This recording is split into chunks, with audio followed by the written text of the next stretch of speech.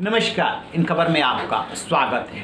पहाड़ ने इतिहास बनाया है। जो उत्तराखंड 2000 में बनने के बाद से एक बार कांग्रेस और एक बार बीजेपी को मौका देता रहा है, उसने इतिहास इस मामले में बना दिया है कि बीजेपी को दोबारा मौका दे दिया है। वहाँ की जो 70 विधानसभा सीटें हैं उनमें से 47 सीटें बीजेपी आगे चल रही है, 24 सीटों पर जीत चुकी है। लेकिन जो मुख्यमंत्री हैं पुष्कर सिंह धामी, वो खटीमा से चुनाव हार गए हैं, महज 7000 से चुनाव हारे हैं। इसे कहते हैं किस्मत। वैसे पहाड़ यानी कि उत्तराखंड के पास कई ऐसे रिकॉर्ड हैं जो कि छूते छूते रह गया था। एनडी तिवारी कांग्रेस के बड़े नेता हुआ करते थे। 1991 में वो नैनीताल से लोकसभा का चुनाव महज 5000 वोटों से हारे थे और प्रधानमंत्री बनते बनते रह गए थे।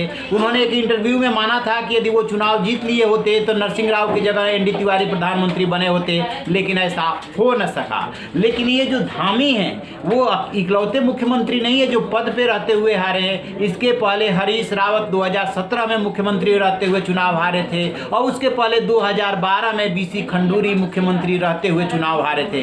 यानी कि ये तीसरे मुख्यमंत्री हैं जो पद पे रहते हुए चुनाव हार गए हैं। उनको उत्तराखंड ने एक्सेप्ट किया लेकिन खटीमा ने एक्सेप्ट नहीं किया। इसके बाद सबसे बड़ा सवाल ये उभरता है कि आखिरकार कौन से मुख्यमंत्री के रेस में वहाँ हो सकते हैं, क्योंकि एक हारे हुए प्रतिनिधि को तो कोई भी मुख्यमंत्री नहीं बनाएगा, संदेश गलत चला जाएगा।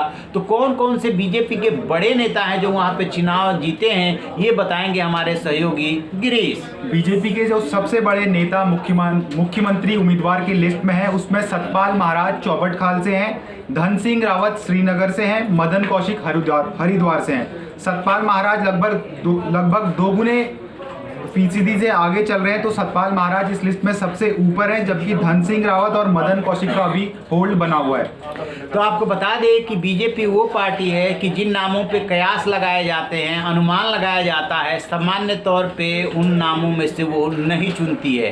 कई बार बीजेपी चौंकाने वाले डिसीजंस लेती है। तो ये देखने वाली बात है कि जो उत्तराखंड में बीजेपी के जीत करके विधायक पहुँचते हैं उनमें से किसी को बनाती है या किसी और को बना देती है। क्योंकि आपको याद होगा जब तीरथ सिंह रावत बदले गए थे, उससे पहले त्रिवेंद्र सिंह रावत बदले गए थे, तो ये किसी ने सोचा नहीं था कि तीरथ सिंह रावत को मुख्यमंत्री बनाया जाएगा।